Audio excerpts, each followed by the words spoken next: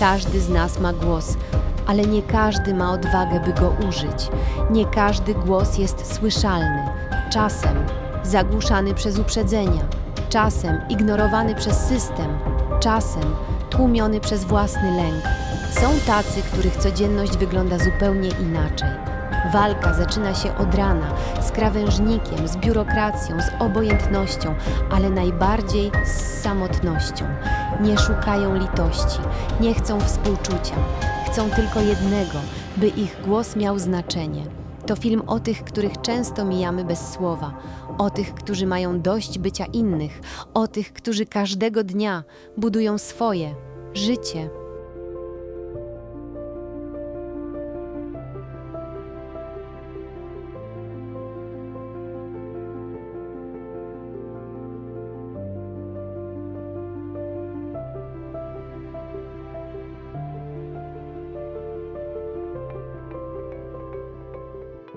Krystian, opowiedz nam swoją historię, na co ty chorujesz? Mam afazję motoryczną. Jest to problem z mową. Dokładnie z motoryką języka. I mam problem z wymówieniem niektórych głosek. Oraz mam blokadę w komunikacji społecznej przez moją wadę wymowy. I właśnie przez wiele lat, między innymi w szkole chodziłem do logopedy. Mama ze mną tam zwisła w domu i właśnie mówię tak jak teraz, że już trochę lepiej, ale jeszcze nie tak, żeby niekiedy można było mnie zrozumieć. No ale cię świetnie rozumiem. A. A powiedz mi, bo mówisz, że masz problemy w komunikacji społecznej. Czy to ty masz blokadę przed tym, że ktoś ciebie nie zrozumie, Nie. czy odczułeś, że ludzie ciebie nie rozumieją? Nie, bardziej to ja mam taką, bo ja się boję, że nikt mnie nie zrozumie, jak za szybko coś powiem albo niewyraźnie. Mówiłeś też o pracy z logopedą i o swojej pracy, bo ja cię bardzo wyraźnie rozumiem. Mama, pani jest logopedą. Trudno było pani trenować, czy ćwiczyć, czy pracować z własnym dzieckiem? Tak, bo to jest chyba najgorszy przypadek pacjenta, wziąć swoje dziecko pod terapię. Ale powiem szczerze, że na tamten moment, jak on był mały i były jakieś inne wtedy predyspozycje finansowe, na wiele terapii mnie nie było stać. Z racji tego sama zmieniłam profil studiów i skończyłam logopedię, żeby móc rehabilitować własne dziecko. Czyli zrobiła to pani dla syna i dla siebie. Tak, dla siebie też, ale nie wiedziałam nawet, że ta praca będzie taka fajna i że będzie dawać tyle satysfakcji. Krystian mówił o afazji mowy, natomiast mówiła pani o sprzężeniu, kiedy rozmawialiśmy jeszcze przed anteną, że jakby tych rodzajów niepełnosprawności czy deficytów jest troszkę więcej.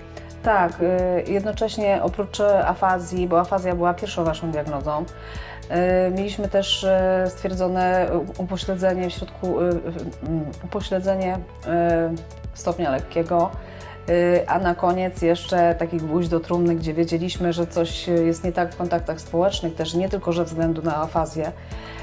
No to jeszcze stwierdzono nam zespół Aspergera, który dodatkowo jakby potwierdził nasze obawy, bo my to czuliśmy, że tak jest.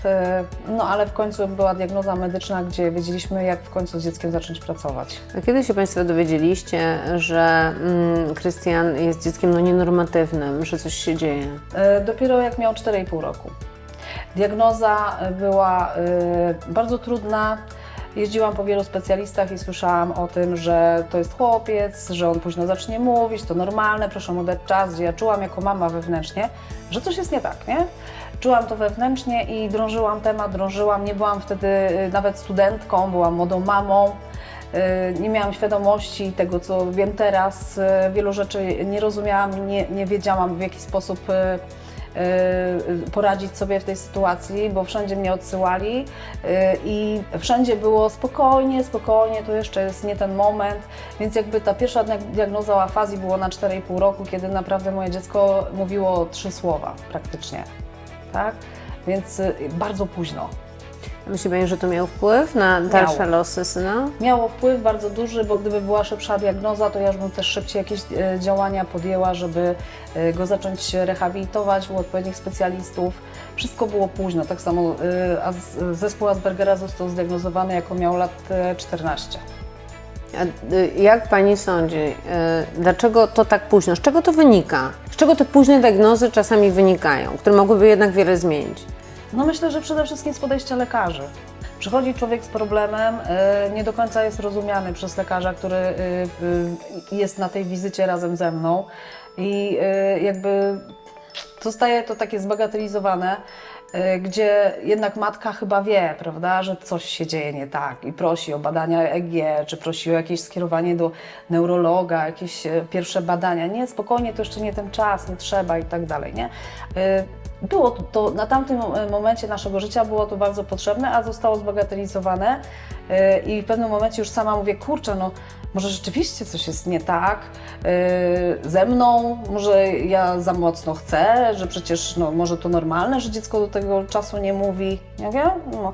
Więc człowiek już się zaczął zastanawiać, że może po prostu ja za bardzo naciskam, że ja chcę nie wiadomo czego, tak? Że ekspansywna mama. Tak, że taka natarczywa, przychodzi po tych specjalistach, o skierowania prosi, nie? To taki po prostu człowiek się czuje zbagatelizowany, odepchnięty, niezrozumiany, nie? Tak mi się wydaje, że to wtedy takie emocje miałam na tamten moment. Krystyna, a powiedz mi, jak to by się w ogóle funkcjonuje? Ile Ty teraz masz lat? 23. 23. A jak było ze szkołą? Czy Ty się uczyłeś w domu? Jak to wyglądało? Ja chodziłem do szkoły. Akurat najpierw chodziłem do szkoły z oddziałami integracyjnymi. Później poszłem do liceum. I tam miałem, można to tak nazwać, taką grupkę przyjaciół, kolegów, a szczególnie w liceum to zadawałem z koleżankami, bo one ze mną rozmawiały, jak było, że trochę mi pomagały, jak czegoś nie rozumiałem, więc Czyli z koleżankami było Ci lepiej się kolegować niż z kolegami, tak? tak. Ale co, koledzy Cię odrzucali jakoś? Nie, po prostu jakoś tak, jak to powiedzieć, ja jestem osobą, która jest wstydliwa to. Mam problem z nawiązywaniem relacji koleżeńskich pomiędzy z innymi osobami, to dlatego zatrzymałem z dziewczynami. Ale to nie dlatego, że kiedy ktoś do Ciebie podchodzi i otwiera się przed Tobą, to Ty wiesz, że ten ktoś chce od Ciebie relacji i tak jak dziewczyny często robią, bo do chłopców trzeba było podejść i zacząć mówić, a Ty się wstydziłeś, a dziewczyny same być może przychodziły. Tak. Czyli Ty potrafisz fajnie współpracować, jeżeli ktoś się przed Tobą otworzy i zachęci Cię do tego. Tak, właśnie, bo ja jestem typem bardziej słuchaczem niż człowieka, który się przed kimś miałby otworzyć. A z czym Ci było najtrudniej? Z przedmiotów, czy Czy z rówieśnikami, czy z przedmiotów, czy czułeś, że kiedyś ktoś Cię z Ciebie naśmiewa, jakoś przedrzeźnia? nie pamiętam takiej sytuacji, ale z przedmiotami to na pewno miałem problem z matematyką, bo Ja też. Jak nie jeden. Ale za to wybitnie sobie radził z historią. Nawet w konkursach wojewódzkich startował. A lubisz historię? tak, A lubisz czytać? lubię. A jak Ty spędzasz swoje dnie? Jak Twój dzień wygląda? Wstaję, ubieram się i idę do pracy, wracam z pracy oglądam trochę telewizję i też przejść po osiedlu, wracam do domu i jak mam jest czas, to czytam książkę jakąś. A jakie? Historyczne czy jakieś inne? Historyczne.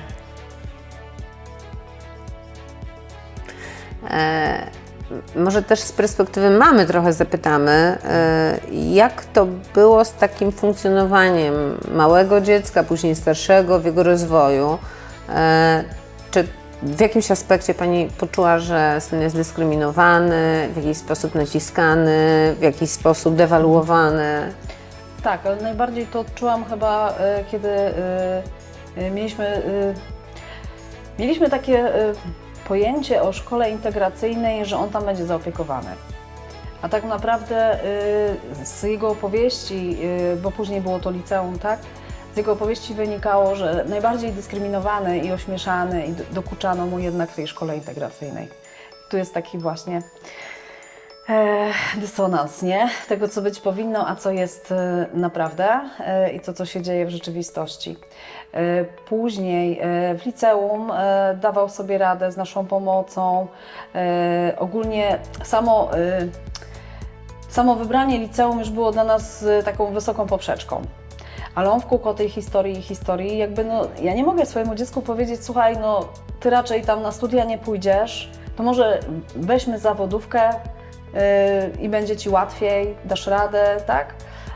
No nie, no każda matka wierzy w swoje dziecko, nie? No i chce go wspierać, dodać mu skrzydeł. No i właśnie przez to ja mówię, dobrze, chcesz liceum, będzie liceum, nie? Tylko mówię, zobaczymy ogólnie jak pójdzie, może rzeczywiście gdzieś tam to będzie ta twoja droga, dajmy szansę, zobaczymy, tak? Jakby co, no to przecież nic się nie dzieje, zawsze możemy zmienić szkołę, coś się może zadziać, inne decyzje można podjąć. No i on tam w tym liceum naprawdę dość dobrze funkcjonował. Rósł, kiedy właśnie wystawiano go jako jednego z najlepszych do tych wszystkich konkursów historycznych, kiedy dostaliśmy list gratulacyjny za jakiś tam konkurs o Katyniu, gdzie dostaliśmy od wicemarszałek list gratulacyjny, przyszło pocztą i od wtedy panującego prezydenta Dudy. List gratulacyjny za podziękowania za udział w konkursie. On tam nie zajął jakichś szczytowych miejsc, ale za sam fakt, nie? Że on już sam doświadczył, że kurczę, ktoś docenił, nie? Tak fajnie urósł i tak dalej. To było dość fajne. Problem zaczął się w momencie, kiedy skończył liceum. I co dalej? Tak? Co dalej? Matury nie udało się zdać właśnie ze względu na matematykę i wiedzieliśmy, że będzie bardzo trudno, bo po prostu afatycy w większości mają duże problemy, jeżeli chodzi właśnie o te sfery w logicznym myśleniu, w jakimś takim operacyjnym myśleniu i tutaj właśnie to się jakby nam uwidoczniło, nie? W takiej dużej skali. Także my mieliśmy tego świadomość, ale jakby chciał podejść do tej matury i wspieraliśmy go jak najbardziej. Ja mówię, przecież to nie jest po prostu koniec świata, nic się nie dzieje, jeżeli ty tej matury nie zdasz, ale sobie chociaż podejdź, spróbuj. Więc problem się tak naprawdę właśnie zaczął po ukończeniu liceum. I dopiero wtedy uzmysłowiliśmy sobie, jak jest ciężko znaleźć pracę osobie niepełnosprawnej. Jak te oferty pracy są skonstruowane, w jaki sposób pracodawcy chcą zarobić, wyzyskać tą osobę niepełnosprawną, w jaki sposób to się wszystko odbywa, ci rekruterzy, którzy po prostu są pośrednikami, którzy pobierają dość duże stawki za to, że pośredniczą, tak? Oni dostają najniższe stawki krajowe, że umowa jest podpisywana, mimo że powinni pracować mniej godzin, podsuwany jest wniosek, że jednak na własne życzenie on by chciał jednak pełną normę pracować godzin, tak? Więc dopiero to było takie zderzenie z rzeczywistością nasze, że otworzyliśmy wielkie oczy i byliśmy ciężko zszokowani.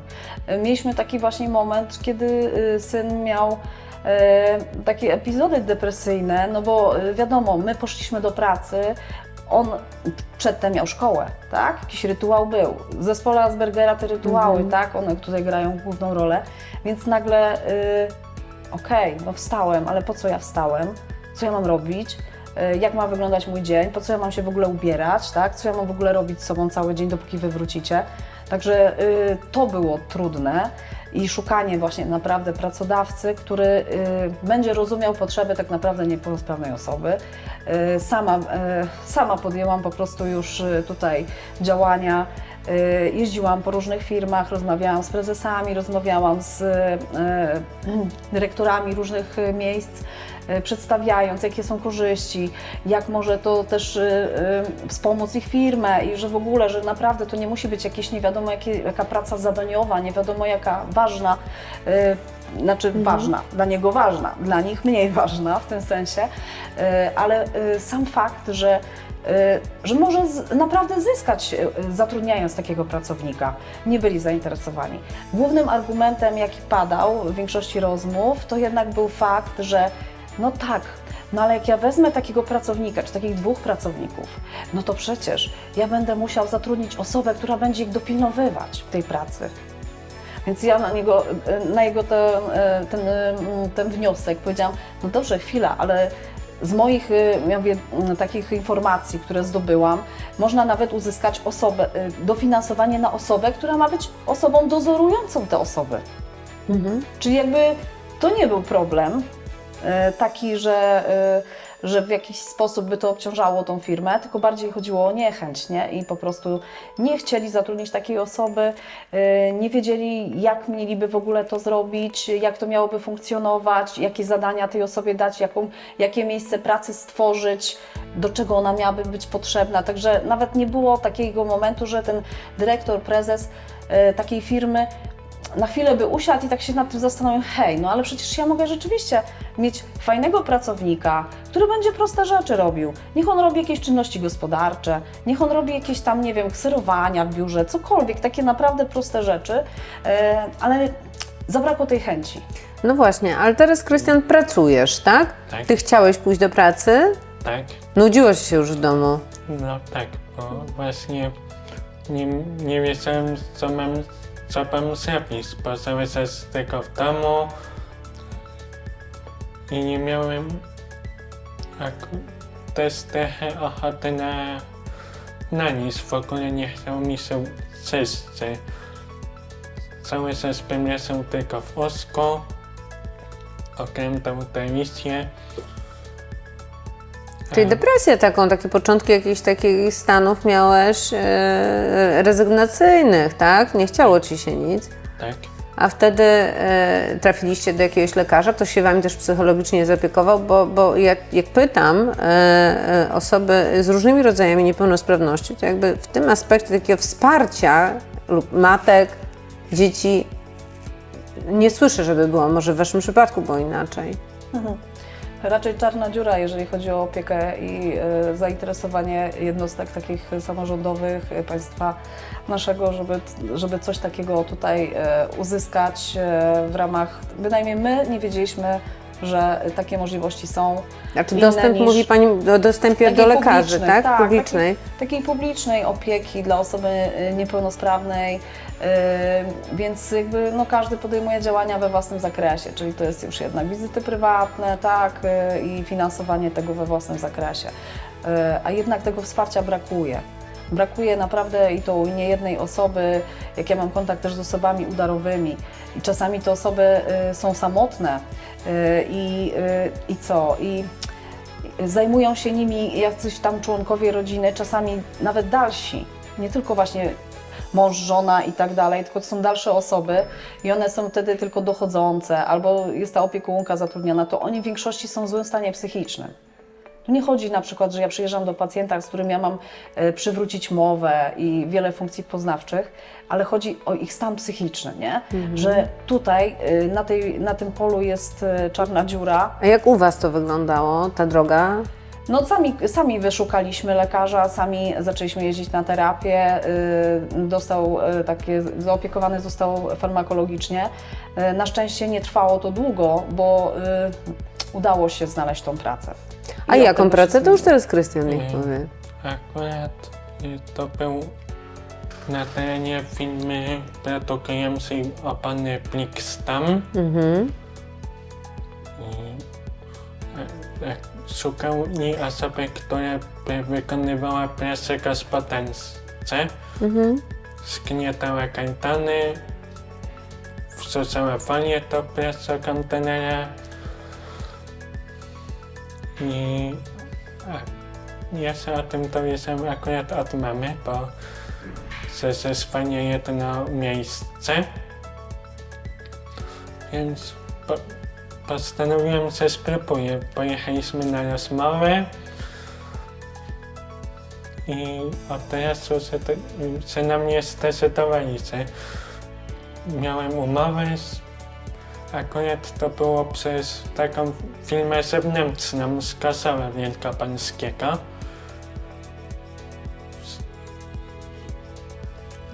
I właśnie wtedy tak sobie pomyślałem, że skoro już mam pracę, to już nie muszę się martwić, co dalej ze mną będzie, bo mam w końcu jakiś sens i mogę zarabiać sam pieniądze, nie tylko od mamy albo od kogoś innego brać te pieniądze.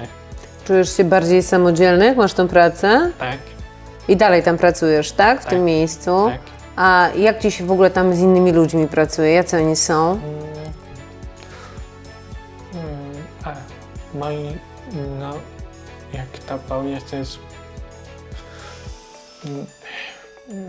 przepraszam, nie wiem jak to ująć w słowa, bo to Powiedz, co myślisz, a my nadamy tym słowom jakieś znaczenie. Są różni ludzie, tak? I Tak. fajni, i mniej, tak jak w każdej pracy, tak, tak? tak. Czy w waszej historii, teraz do mamy trochę, czy w waszej historii wy, gdybym użyła słowa właśnie dyskryminacja, brak dostępności, to z czym by to pani połączyła? Tą waszą. Dyskryminacja bardziej tak nie. Bardziej ten brak dostępności, brak świadomości ludzi, w jaki sposób mogą pomóc małymi krokami, bo to tak naprawdę nie są duże zmiany, a jednak dla tych osób niepełnosprawnych dałyby duże szanse. Małe kroki, a jednak duże zmiany dla niepełnosprawnych. Ale kroki czyje właśnie? Czy to jest No właśnie, społeczności? Tak, społeczności, tak. I Czyli ta społeczności, edukacja? I tych pracodawców, i społeczności, i właśnie w tych szkołach też, żeby było to zrozumienie tej osoby niepełnosprawnej, żeby to nie był kolejny numerek, tam wiadomo, jest tych dzieciaków strasznie dużo. A w aspekcie leczenia, tak? No dziecko, jak wiemy, choruje, rozwija się. Jak wyglądała ta dostępność i zrozumienie w jednostkach zajmujących się zdrowiem, tak? To lekarzy, szpitali, przychodni, szczepień, wszystkiego, co się po drodze wydarzało. No nie mam dobrych opinii i doświadczeń, co mogę powiedzieć. Czego zabrakło? Bo tu nie chodzi o to, żeby wskazywać palcem, tylko powiedzieć, co pani widziała i czego nie ma. Głównie chyba empatii tych lekarzy, z którymi się ma kontakt i którzy powinni pokierować dalej, bo jeżeli ktoś się znajduje w nowej sytuacji dla niego, no to wiadomo, szuka pomocy. I po to on tam jest, nie? Przychodzi, żeby po pomoc i wielu lekarzy działa tylko jakby w swoim profilu działalności, a nie podpowie, co można jeszcze zrobić, żeby to poszło gdzieś do przodu, z czym to powiązać, jak zrobić, żeby było, pójdzie Pani do powiatowego zespołu, zróbcie orzeczenie o niepełnosprawności, zróbcie to, zróbcie tamto, po kolei jak tą ścieżkę ułożyć. To naprawdę nie kosztuje tego lekarza dużo, te 2 słowa więcej, ale jednak to jest czasami taka wskazówka, o której naprawdę rodzic nie wie i dużo by naprawdę zmieniła w całym cyklu prowadzenia tej takiej właśnie przebiegu choroby i dalszych właśnie losach tego dziecka. Chodzi o szybkość działania, nie? Bardziej mi o to tutaj chodzi. Że tutaj mi tego zabrakło.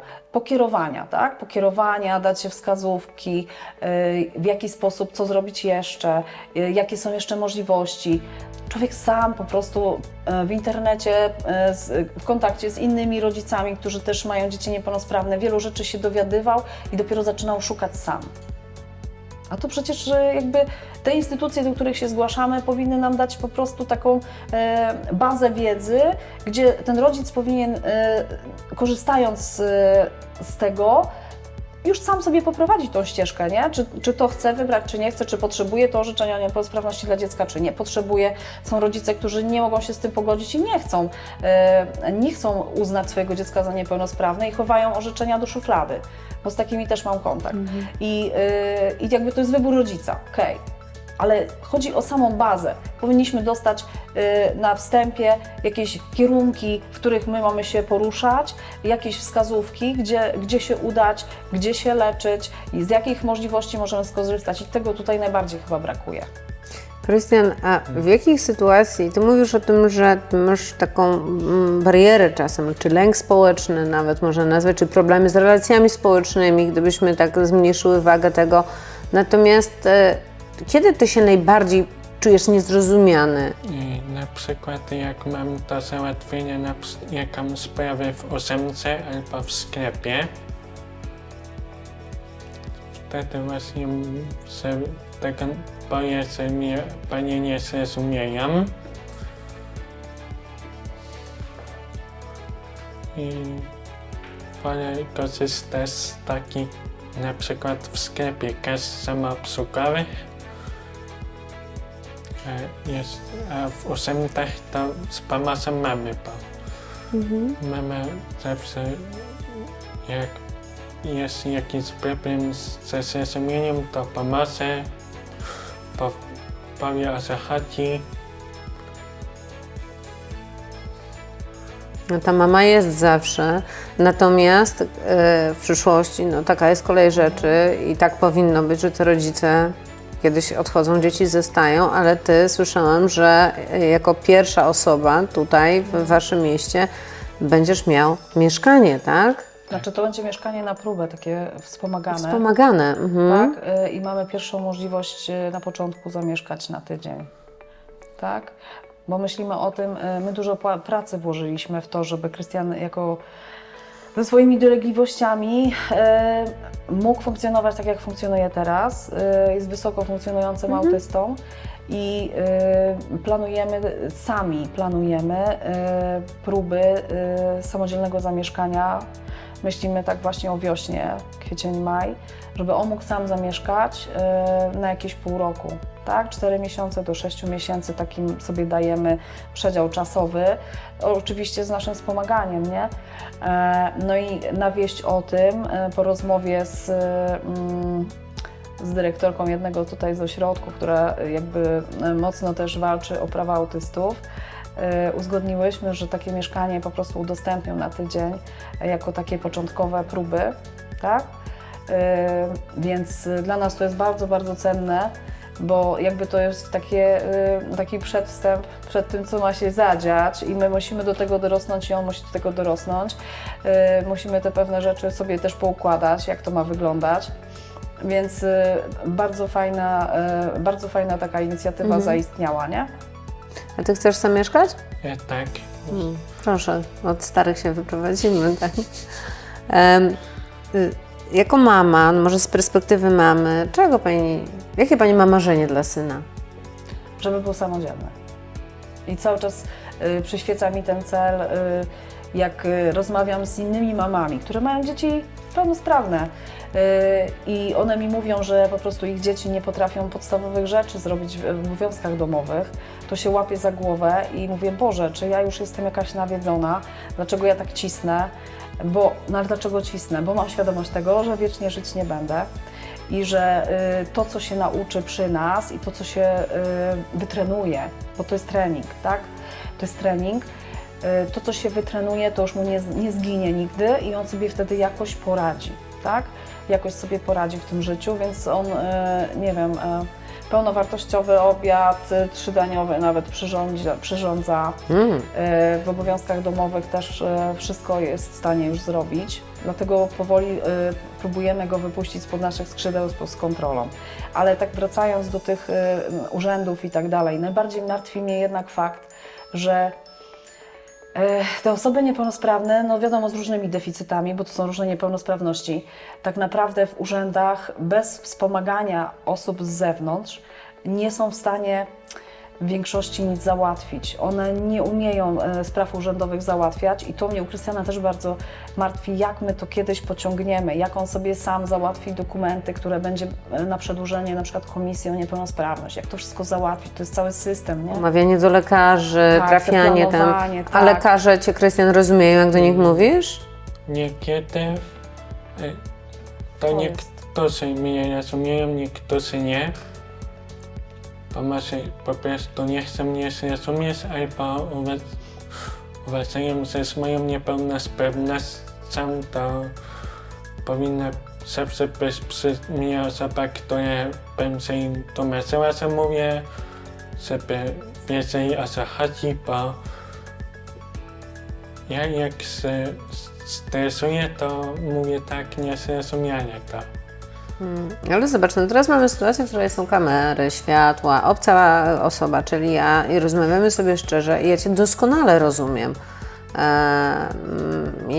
I jak mi mówisz, że ciężko, czy Ciebie ktoś nie rozumie, no to ciężko to uznać, no bo ja rozumiem, jeżeli ja rozumiem, to inni, tak jak mówisz, no może nie chcą się wsłuchać po prostu. Brak chęci, nie? Brak takich chęci. Mama powiedziała, o czym marzy dla Ciebie, żebyś był samodzielny. Jeżeli Ty kiedyś mnie na ten 3-daniowy obiad zaprosisz, a Ty o czym marzysz, Krystian? Przede wszystkim o tym, żeby być bardziej odważny i w końcu otworzyć na nowe znajomości. I żeby się tych znajomości też nie bać, tak? I myślę, że to wtedy, kiedy ktoś, no bo to jest fajne, bo Ty masz prawo trochę się stresować, chociaż mówię, niezasadnie, bo dobrze mówisz, natomiast jeżeli ktoś się w stosunku do Ciebie otworzy, to Ty wchodzisz w to. Czyli ja myślę sobie, że tu też brakuje takiej edukacji o tym, że jeżeli spotkamy człowieka, chłopca, mężczyznę, takiego jak Krystian, otwórzmy się do niego, a będzie już pięknie grało, tak? Więc to jest moje takie marzenie, żeby się Tobie wszystko spełniło. Dziękuję Ci bardzo, dziękuję bardzo Dziękujemy również Pani. również. Wiem.